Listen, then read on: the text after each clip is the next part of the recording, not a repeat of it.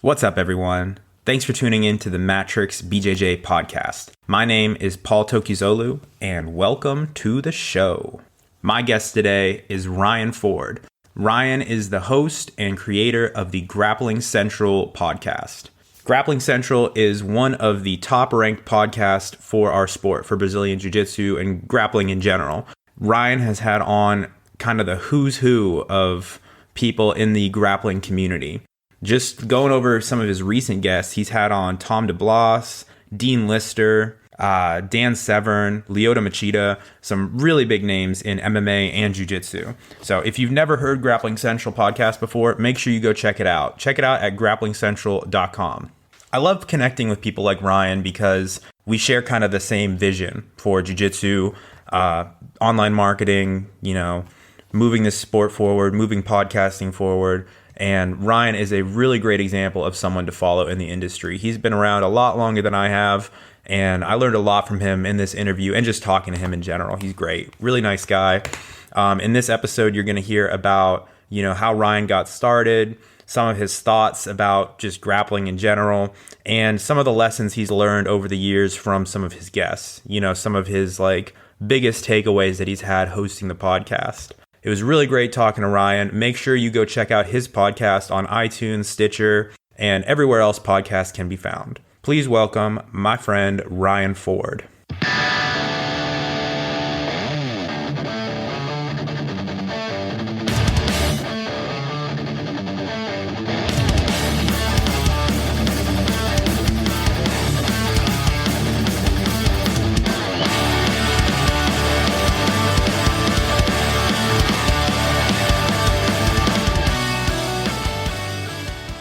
Ryan, what's up? Thanks so much for coming on the show.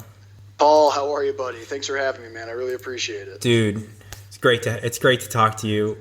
Like I was saying before the show started, I really like to talk to people who are in the jiu-jitsu industry, so to speak, but they're not a world-class athlete or they're not a gym owner. Obviously, I love talking to those people too, but that's kind of the target. I think a lot of the people who listen to this show are people who maybe are interested in doing something in the jiu-jitsu world or martial arts in general, but they're not, bushesha, or maybe they don't want to own an academy, So I love talking to people like you. Well, man, I really appreciate that, buddy. I think that's an awesome niche that you have carved out. It's like I was saying before, the more that you can be unique and do something different than what everyone else is doing, the more successful you're going to be. So, congrats to you, man. That's a really cool concept that you have to specifically aim at people, who make a living in jiu-jitsu outside of competition. So, my hat's off to you. Thanks, man. My hats are off to you. You have quite an established podcast going. Man, how do you land some of the interviews? I don't want to hear I don't want you to have to give away your black belt secrets, but you've had some guests on the show. You've had some guests on the show, and I'm like, man, that's a legit guess. How'd you get that? You know what's funny, man? That's one of the most common things people ask me, and the answer, I wish I had a better answer, but it is complete luck. I started training jiu-jitsu in 2005 here in Atlanta. Yeah. And I've been training. I had a couple breaks in between for college, and then my wife got stuck in Brazil, which required me to stop training for a while to work to get her back. So I've had a few gaps in between, but I've been training kind of all over the place. I've gotten to travel a bunch with jiu-jitsu, and along the way, I just made a bunch of friends and made contacts, and I just seem to always know someone who knows someone. So I wish I had some kind of marketing secret that I could, spread around, but it's just complete dumb luck, man. I just happen to know people that know people, you know what I mean? Yeah.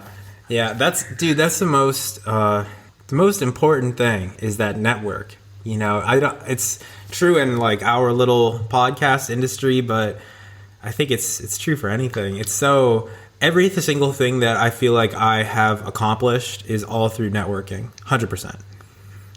Absolutely, yeah, no, it's huge. If you're not able to to build a network through people in your industry, then you're definitely going to be suffering. And it's with jiu-jitsu, it's cool because it's such a tight-knit community and everyone's just real. I mean, you know how it is, man. People in jiu-jitsu are so down to earth, man. They have healthy egos, they have healthy lifestyles, and you know, connecting with people within our sport is not something that's real difficult to do. Just because of how open and cool everyone is. So it's if you're not networking in jiu-jitsu and you're a jiu-jitsu business, then you're really screwing up somewhere, because it's not really that hard to do, in my opinion. You know? No, you just show up at a gym, roll with everyone, and then you have a bunch of new best friends.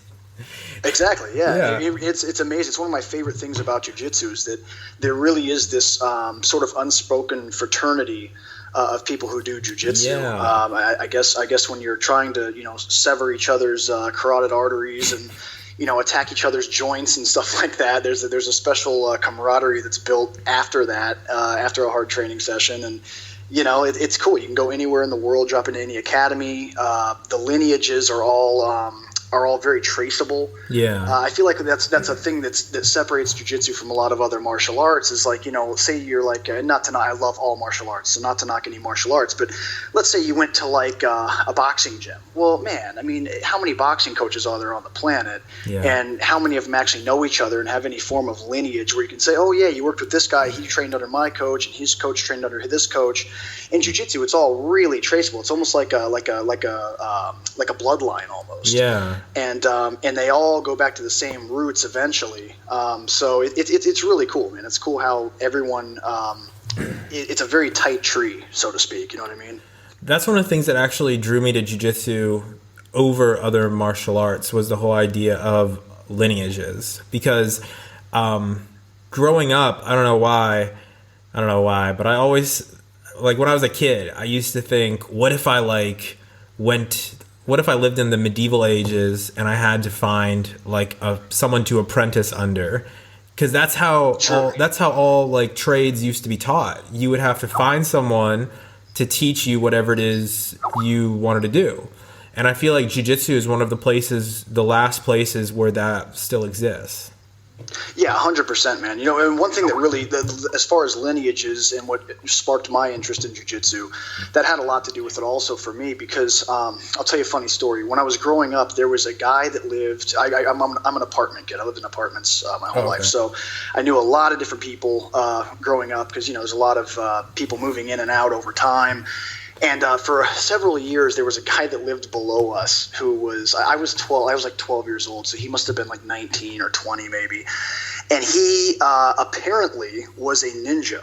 Ooh. And this is what he told everybody, and this is what everyone believed. And the kids, that knew him, I guess he used to do like his katas and stuff like that out in the front lawn. And they're like, yeah, that guy's a ninja, So being a 12-year-old, I'm like, oh, shit, dude, there's a ninja living downstairs. You know what I mean? There's like a ninja in the basement. It's as cool as it gets. So, yeah, so this guy would, go around saying he's a ninja and this and that. And so everyone just went with it and believed that this dude was this deadly martial artist that could touch your throat a certain way and you'd die. And he would talk about how he trained in China and how he trained in Japan and all this and that. And without any way to, and of course this is before the internet was what it is now. There's no way to really trace it, so you just sort of go with what the dude says. And I remember one day in the summertime, he got into it with someone else's older brother. Like he did something to a kid, like I guess he tackled. He did something. I don't remember what it was, but he roughed up a little kid somehow. It's not smart. And his older brother came out. Well, his older brother was a Golden Gloves boxer here in Atlanta. Man. And dude, he beat his ass. Dude, he beat his ass in circles. It was ridiculous. You remember when Lesnar fought Cain Velasquez? And Lesnar's like falling and spinning. Yeah. Dude, it was like that for like a good 2 minutes. So that's when everyone was like, "Oh, well, damn! I guess he's not a ninja." You know what I mean? So, and the whole point of that story is that with jiu-jitsu, it's so easy to trace whether or not someone is legit because of the culture that we have set in place of lineages and the verification process of, okay, well, you're saying you're a black belt under, Fabio Gurgel. well, okay, and I'll make a phone call to Alliance before I start training with you and say, hey, Professor, is this one of your guys? I just want to double check. And he'll either say, yeah, it's one of my guys. Yeah, Joe, he's my black belt from 5 years ago. He's got a great school, great instructor. Or he's going to say, who? I don't know who that is. Yeah. So that's something that's very unique to jiu-jitsu, and I'm sure it is in a lot of other martial arts too. But for a very long time, martial arts, I feel like a lot of styles got away with the sort of a mystique about them, and I feel like guys, it was easier to make up and exaggerate things because it wasn't verifiable. And that's something that really changed when the Brazilians came here. They came here with this bloodline set in place, and it all goes back to one family mostly. So it's very, very traceable, and that's something that really sparked my interest early on too, because it's hard to bullshit people if there's a very clear structure of where you came from. You know what I mean? Yeah, exactly. I love it. And I love the idea of forming that relationship. And I've talked about it on this show before, but I started in judo first before I ever did jiu-jitsu.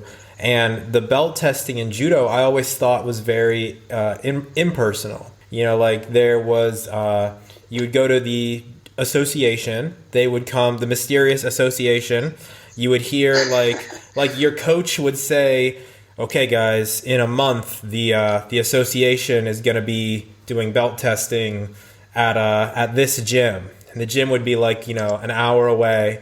You're like, all right, you're going to go here. We're going to work on the techniques, that they're going to be testing you. And I'd say, okay, cool, whatever. And then you go, you practice those techniques, and then you go to this big, usually an elementary school with mats laid out, and you'd go there, and then you would do a bunch of tests, like some black belt from somewhere who you had never met before would be your grader. And if you passed, then you got your belt. And if you failed, then you didn't get your belt, and that was it. And I always felt like, I don't know, man, that's cool. I get it. That's one way to do it. But I don't know. I don't know this guy who's grading me. I've never met him before. He doesn't know my name, So it was weird. So I like the jiu-jitsu approach better. And I'm not saying that belt tests are bad. That's a totally different topic. But I like that it's personal, I don't like the association. Yeah, 100%. No, I'm totally with you on that. I think that having one big centralized body of government, so to speak, in martial arts can be detrimental because if there's corruption, if there's, let's say the guy that's testing you don't know him and he knows your instructor from back in the day and they didn't get along or whatever, so he just decides to fail you and there's no one there to keep him in check. I like the idea that it's more on a local level and that you can that your instructor, obviously there's certain protocol and there's certain standards that have to be met in order for him to promote you. But ultimately it's up to your instructor, and he knows at the end of the day how often you've been showing up to class, what you've been improving on, what you need to work on, whether or not during your test he knows that you know what you were testing, like the techniques that you were performing, but maybe you were just a little nervous. And those kind of things can be forgiven because he knows that on a daily basis, for example, you hit a specific sweep or a specific arm bar setup. Right. Or whatever the technique may be, and he knows that, okay, well, he flubbed that a little because he's nervous right now, but I've seen him do it 100 times this month, so you know what I mean. So there's it's definitely a better system in my opinion than having one great big organization that sort of dictates who gets promoted and who doesn't. Yeah. So no, I'm totally with you on that. Love judo though, man. Judo's a beautiful martial art. For sure. I've become, it's funny, with one thing I do with the podcast is I try to focus not just on jiu-jitsu. I'm really, really passionate about all forms of grappling. Yeah. I've tried to give a lot of light to judo players. I've tried to really bring sambo into the mix. I've brought in a lot of wrestlers, a lot of Greco guys. I love it all, man. Just all grappling styles really, really fascinate me. So that's cool that you started with judo. I think it's a good transition from judo to jiu-jitsu. We all know guys that transition to jiu-jitsu from wrestling, and obviously those guys are always fun to have to try to figure out. So yes, I love judo. It's awesome. I'm a very rusty judo brown belt who never did much of anything significant, but I realized I liked judo practice, but I didn't like judo tournament. You know what I mean?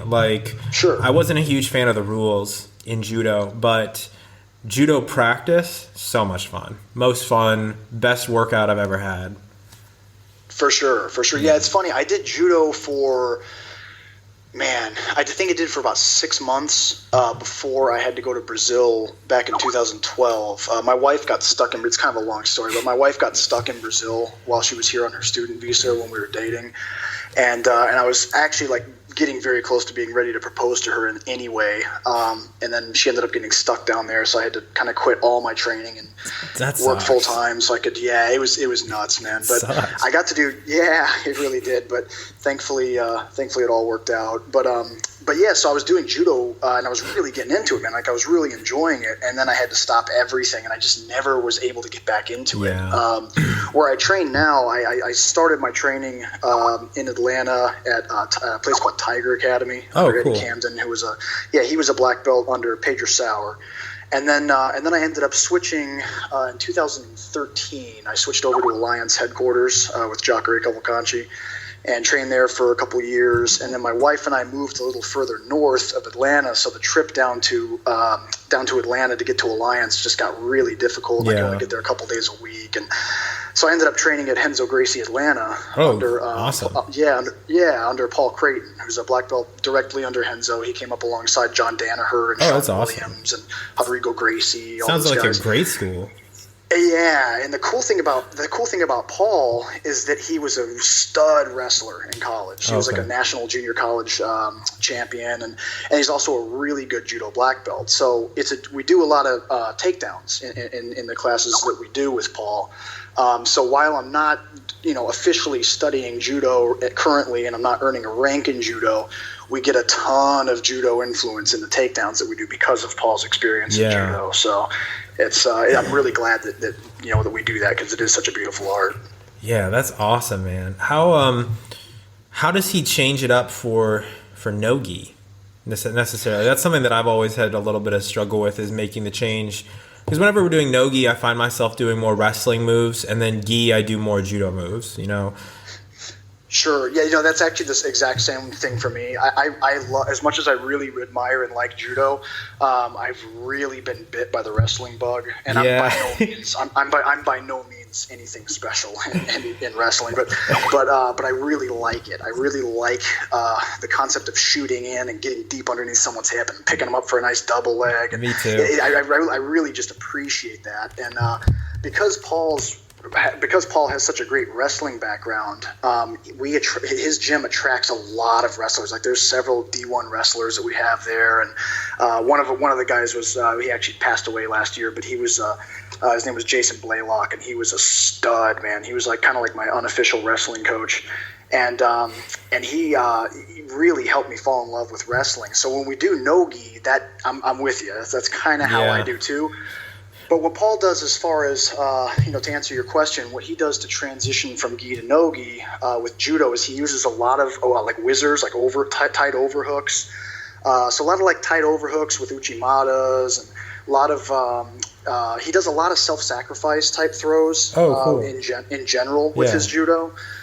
Which I know are, I think, hopefully I don't sound uneducated here, but I think that the self-sacrifice style stuff is a lot easier when you have a gi because you have material to hang on to. For sure. But he does like a lot of, I would say no-gi, he does a lot of clinched, like tight clinched style judo takedowns, lots of whizzers, lots of tight overhooks. But mostly when it's no-gi, I'd say that we mostly hit wrestling style stuff. But he does throw it in there. He does show us ways to, in no-gi incorporate some of the judo techniques as well. Obviously, anything like your seanagis and stuff like that, you're going to need that collar. You're going to need that elbow control with the sleeve. So yeah, I guess it just depends specifically on which techniques. But there are a bunch that he incorporates in no-gi. Yeah, I always struggle, man. I struggle with the no-gi judo. I know that some people are outstanding with it, but not me. Not yet. Maybe one day. Well, there's a bunch of people in MMA to study. You've got like Karo Parisian. If you ever watch all Karo Parisian's fights, man alive, that guy was he was really like, people talk about Ronda Rousey and nothing but respect to Ronda. But people talk about Ronda Rousey as the one that brought judo to MMA, but man, it really wasn't. You know what I mean? Like even before Cairo, you had guys like Remco back in the old UFC days. But in modern MMA, man, Cairo Parisian, man, he was the one that brought it. He was the one that really was just dumping people with his judo techniques. And if you pay attention, it's kind of like what I was saying. A lot of overhooks, a lot of uchimatas, a lot of, and I'm terrible with the Japanese names, just for the record, so I'm not even going to try it. The one where you step, rather than an uchimata where you hook the inside leg, it's where he steps all the way across. Haraigoshi. So it's kind of like a hip. Yes, Haraigoshi. There you go. Thank you. So a lot of Haraigoshis. So Cairo, man, he's a great person to study for Nogi style judo. And then there's several others in MMA right now too. I'm kind of drawing a blank, but yeah, and then of course Ronda Rousey. If you watch how Ronda used to set up her takedowns and stuff, that's a great place to start. But yeah, it is definitely different when you don't have the gi. It is a different ball game. Yeah, dude. I'm glad to hear though that you appreciate all styles of grappling. Have you gotten to train any sambo or any luta livre or any of those styles? You know, I actually have, but at a very limited capacity. So, speaking of Ronda Rousey, her original coach, obviously Judo Jean LaBelle is who she came up with, and also Gokor Chavichin, who runs the highest end academy with Jean LaBelle. He was actually Cairo Parisian's coach. He's, Karen Derabedian is another like amazing stud MMA fighter who's a judo-based guy. They all came up under Gokor, and Gokor is a master of sport in sambo, which is the highest rank you can achieve. And he was here in Atlanta. I interviewed him. He was one of my first interviews I did. Oh, really? That's awesome. Yeah.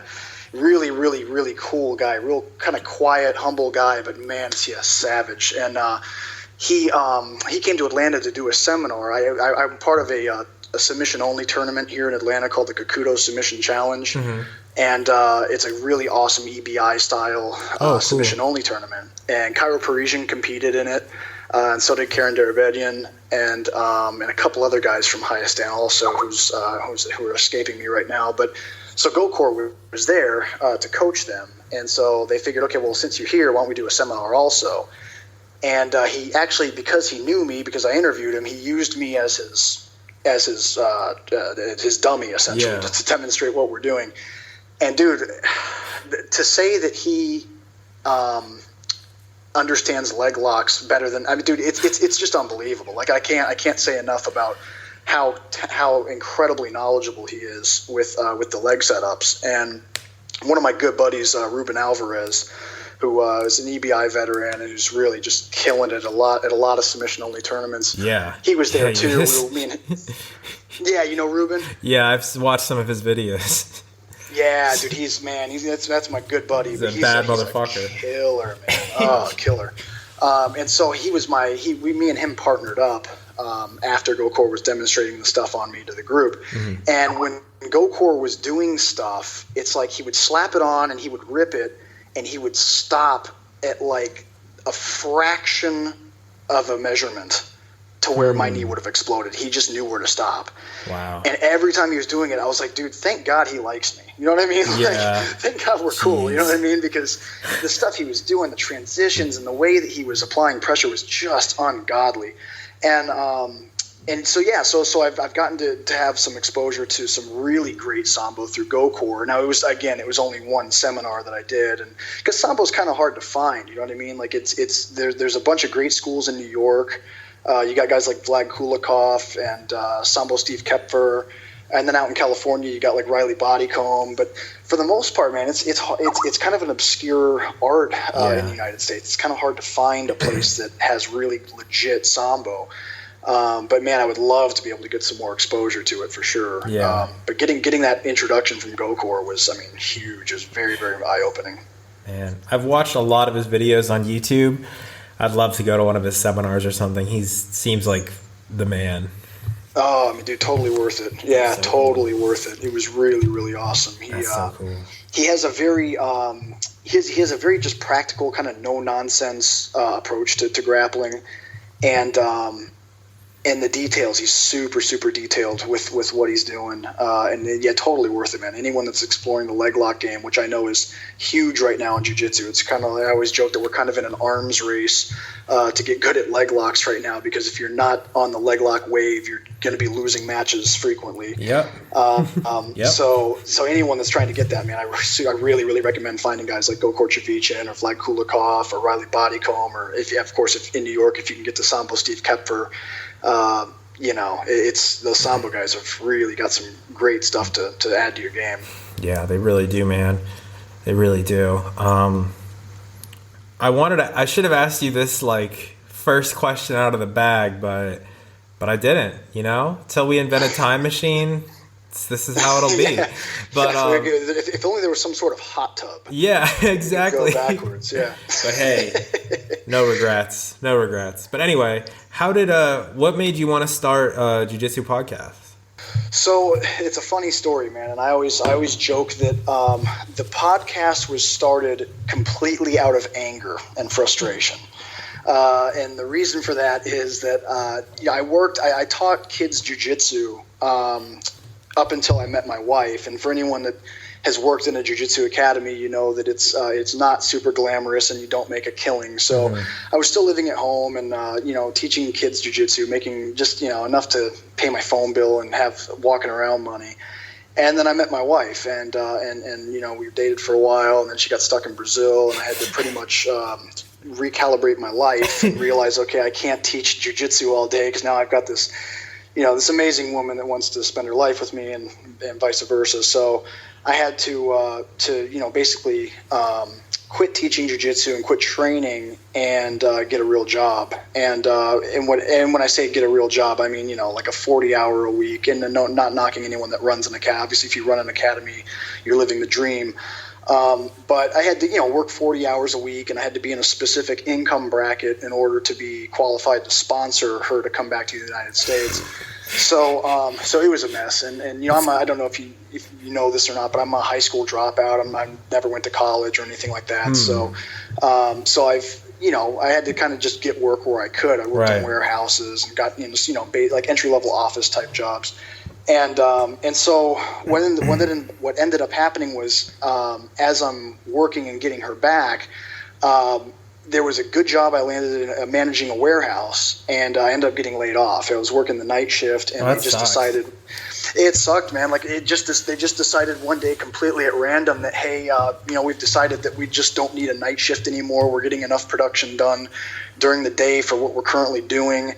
I think they lost like a big contract with a company that they were supplying materials to, and so they just didn't need a night shift anymore. And I was the night shift manager, so they laid me off. And this is when she just got here, so I'm like, oh god. So I'm scrambling, trying to find anything, and things were pretty rough for about a year. And then I finally land the second job doing drafting, and I had no experience. I just had a friend of mine that did it and helped me get in and taught me how to do it. But essentially, I was doing fiber optic drafting, and what that is I was this company that contracted with AT&T and Comcast, and it's nothing fancy. I just say that I was drawing lines on Google Maps, basically just figuring out where fiber optic lines were going to go to feed internet for businesses and residential units.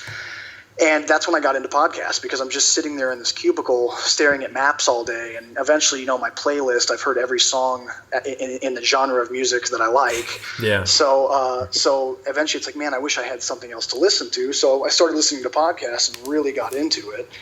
And thought, it'd be cool if I had my own thing. Obviously, there's a lot of research and a lot of work that goes into starting a podcast. But, I thought it would be cool. And then I'm working with this company, things are going well, and then all of a sudden they shut down. They go out of business. So they closed the Atlanta office anyway. Dude. Yeah, they're based out of Florida. And they closed the Atlanta office. So I'm like, Jesus, man. I'm like, here I am, like, working really hard. I've done everything I can to get my wife back. Everything's going good. It seems like I just keep running into these problems getting laid off.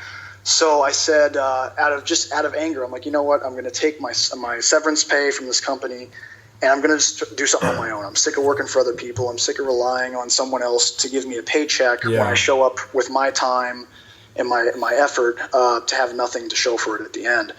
And it was very difficult at first, but slowly but surely it started gaining momentum, and we started getting sponsors, and now it's my full-time job. So I'm really, really thankful. It was definitely a lot of work that had to be put into it.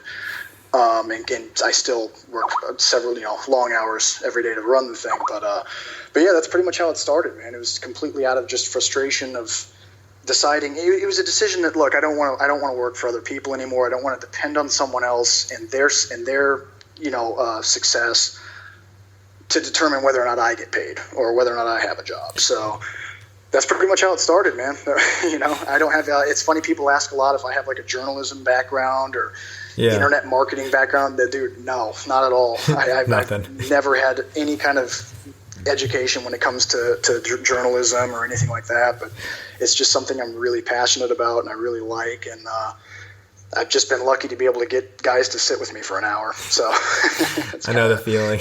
That's it. Yeah, that's it. I know the feeling. I love it though. I love the podcast life. Thank you, man.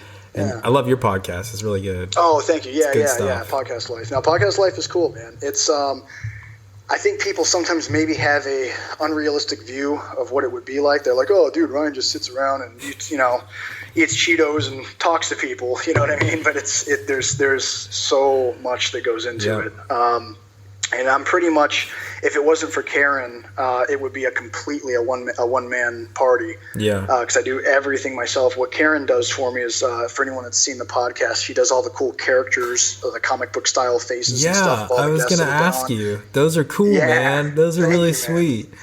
Thank you, man. Yeah, that's 100% Karen. Awesome. She draws all those, and she does all the like we have a bunch of ebooks that we're coming out with now. Oh, cool.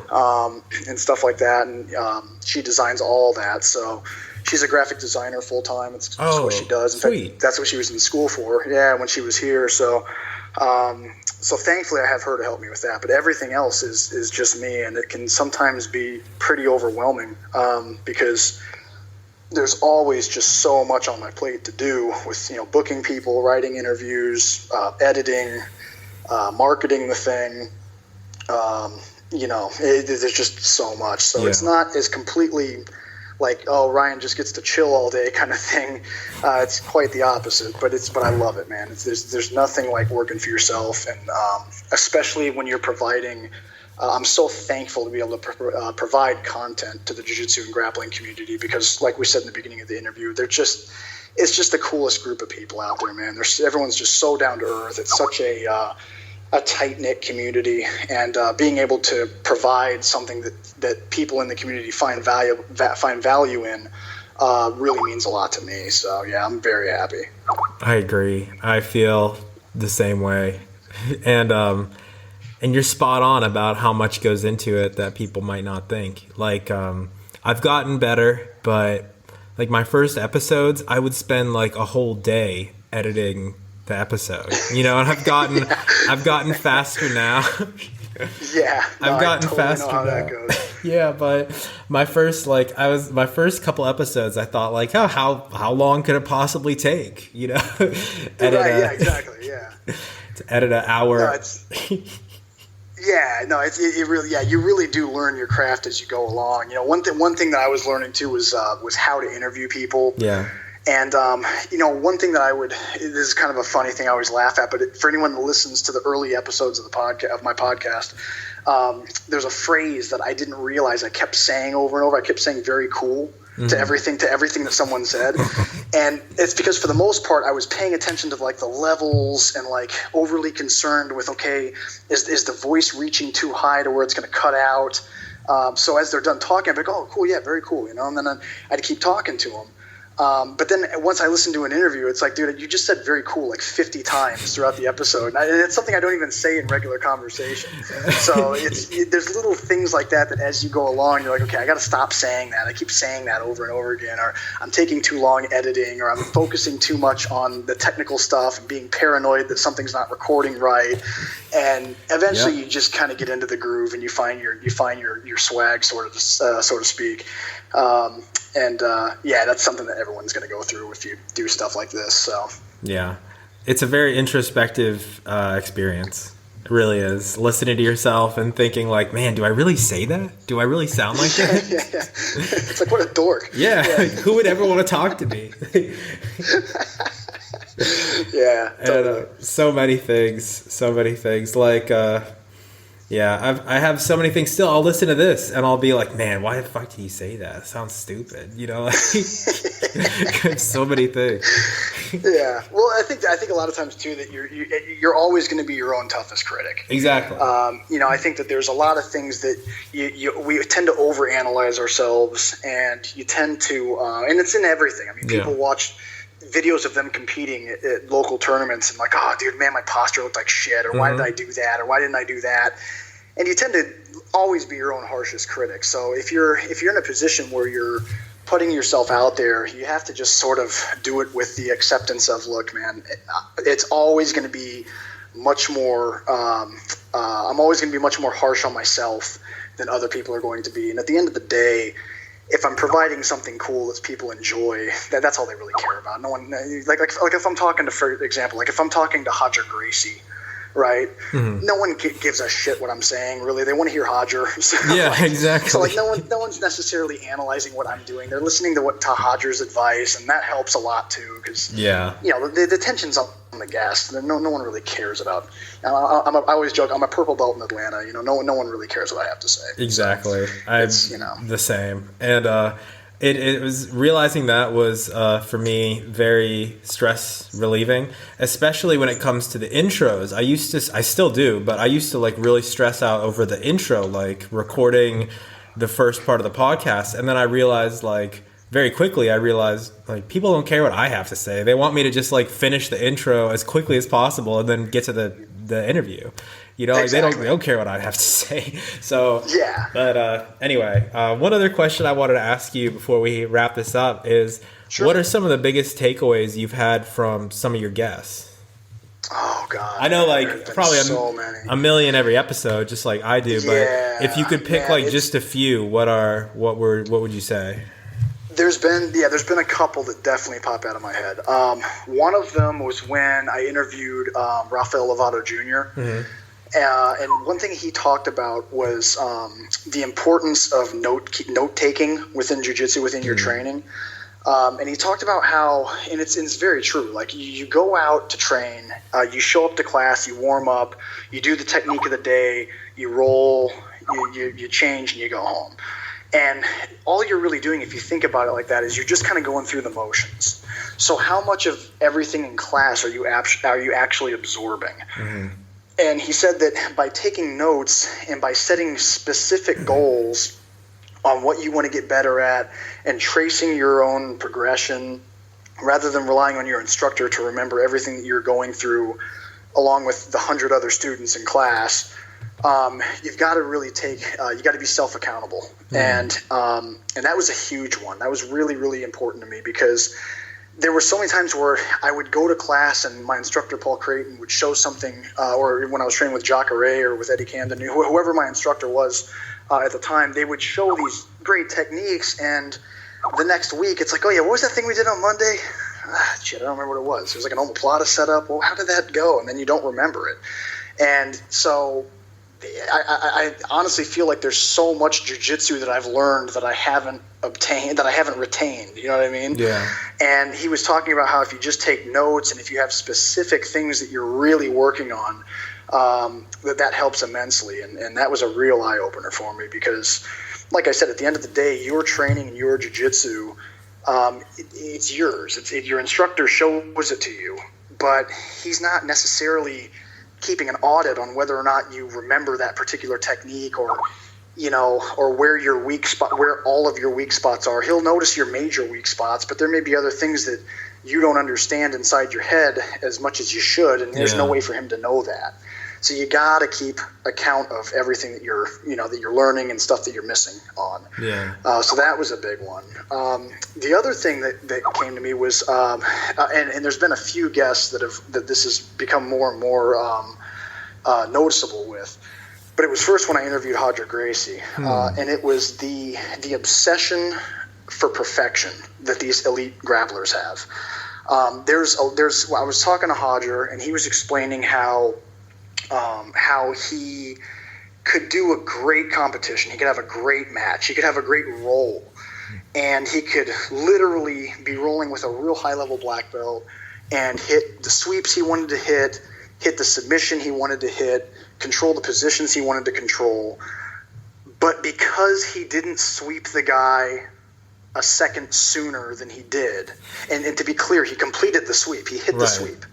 But because he didn't do it at the second before that where he really wanted to do it, it eats him up all day. And to me that was crazy, because it's like number one, for me to even hit the sweep in the first place that you're talking about on a high level black belt, is that would make my year if I was able to do that. Right. But you're saying that you hit the sweep, you just didn't do it at the fraction of the second that you preferred to do it before, and because of that you're disappointed in yourself.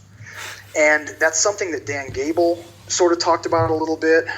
It's something that Robert Drysdale has talked about. There's been a ton of guests that I've had on that all sort of talk about that obsession for being absolutely surgical with your techniques, and that if it's not perfect, that it really genuinely eats them up. And that was a character trait that I've noticed. It's kind of a trend I've noticed within elite grapplers, and it's really fascinating because most of us would be really happy just being able to do any of those things. Right. But for them, it has to go an even deeper level, and I think that's just kind of what separates them from the rest of the pack. You know what I mean? That makes sense. I've experienced that too. With people who I've trained with who are at a very, very high level, that drive for perfection in every single thing that they do. Like, I went to a seminar with Michael Liera Jr. and we did a podcast as well, but he talked about, one thing I noticed with him was his pressure was unbelievable. And I talked about him with it on the podcast, and I noticed it because I was his demonstrator for one of the techniques, one of the first ones when he was showing how to drill. And his pressure was unbelievable. Like, it was very simple. Like, he had me in knee on belly and I was supposed to turn away and then he takes the back, like very, very standard. And, it was like the second technique he showed just to get everyone warmed up. But when he was doing it on me, it was like I was in a tournament, like he was drilling his knee into me and the pressure was insane. And he wasn't trying to be mean. It's just like his pressure is perfect, and that was something I took away from him, was like, even when I'm drilling, like my pressure should be perfect. You know what I mean? And I talked to him about it, and that's kind of what he said, was like, you just need to constantly be practicing your pressure, for example, or whatever it is you want to get better at. Like, even when you're drilling at the beginning of class, like, you need to treat this like you're going to do it perfectly, as if this were the world's. Obviously you don't want to beat up your, training partner, but like, do it perfectly. Yeah, no, absolutely, man. Yeah, you have to. One of my instructors from back in the day, Omar Lira, used to always tell us that you can only fight the way that you train. Yeah. And if you're not training for perfection and for precise technique, and if you're not training with if you're not in good shape, if you're not maintaining a respectable level of conditioning, you can't possibly expect to go out into a tournament and somehow turn it on and be like Shanji all of a sudden. You know what I mean? Exactly. It's just not going to happen. Yeah, for sure. So you totally compete the way you train, and you roll the way you treat, your techniques that you do in rolling they can only be as good as you practice them. Yeah. So that's totally true. Ryan, this has been a lot of fun. Unfortunately, I've got to go practice perfectly. Nice. And I'm going to be thinking about some of the things we talked about tonight. For sure. For sure, man. Well, dude, have a great training session.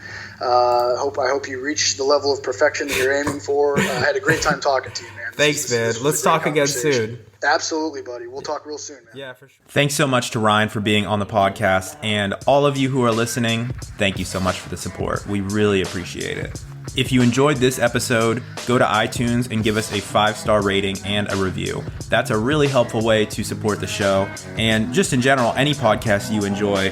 If you're looking for a free, easy way to support it, the review process on iTunes is very helpful. It helps iTunes kind of rank the podcast higher in their search results. So, for example, if you enjoyed this podcast with Ryan, a really great way to support him would be to go give his podcast a 5-star rating and a review. It helps him to kind of rank higher in search results on iTunes, so that way more people can discover him. Make sure you go check us out at matrix.com. I'm going to post all of the show notes for everything that we talked about in this episode. So if you want links for any of those things, go to matrix.com and you will find those there. We have lots of really cool things going on at the Matrix YouTube channel. Something that we've really been pushing lately is narrated videos. So, for example, in the past, we've just done videos of rolling and sparring, set it to some cool music, and put it on the internet.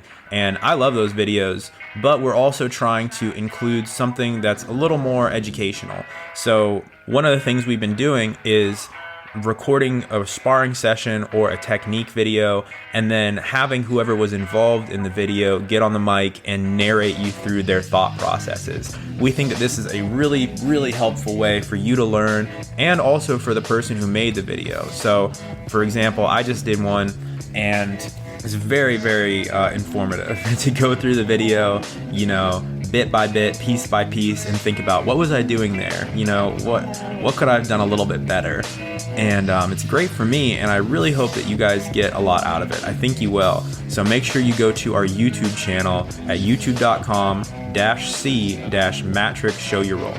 Or you can just go to matrix.com and all the videos are posted there. If you enjoy what we're doing with Matrix, a great way to support us is to subscribe to the YouTube channel, share our videos on social media, give us likes, things like that. It's really helpful. Again, kind of going back to what I was saying earlier, helps us rank higher on YouTube in all of the search results. So if you want to support us, again, in general, if you have a YouTube channel and you want to grow it, or you want to support one of your friends, that's a really, really free, easy way to support someone. So I didn't know that till I started getting into YouTube, just how much all that type of stuff matters when it comes to people finding videos on YouTube. So it's been very educational for me to have this YouTube channel. So please, that'd be a great way to support us, and we'd really appreciate it. Thank you guys so much for the support on this show. We have some really great episodes coming to you. Next weekend, we'll be posting the episode that we just did with Mike Bledsoe. Mike is one of the hosts and owners of Barbell Shrugged, which is one of the best strength and conditioning podcasts out there in the market right now. Mike is an expert when it comes to CrossFit, strongman, Olympic weightlifting, gymnastics, and health and nutrition, just everything. This guy he's the man. So if you're excited about that episode and you're like, holy shit, that sounds great, you can start listening to Mike right now if you go look up Barbell Shrugged on iTunes, Stitcher, everywhere, or just Google Barbell Shrugged and you'll find their website. It's one of my favorite podcasts, and I'm really, really excited to release this episode. So keep your eyes out for that next weekend. And as always, thanks a million to my friends in Waves Overhead. Waves Overhead is a band out of Maryland, which is my home state, and their song To Make Amends is the official theme song of the Matrix podcast. So you heard a bit of that song at the beginning during the intro, and I'm going to play the rest of the song right now. So please enjoy. If you guys like their music, go to wavesoverhead.bandcamp.com. At Bandcamp, you can download all of their music and you pay as much as you want. So if you want all their music for free, that's cool. Go ahead and you can just enter in 0 and pay that. And then you get all their music. Or if you want us to give them some support, you can enter in however much you want. Their music's really good, really catchy. I love listening to it. I listen to this song all the time. Really pumps me up. So give it up for Waves Overhead and their song To Make Amends.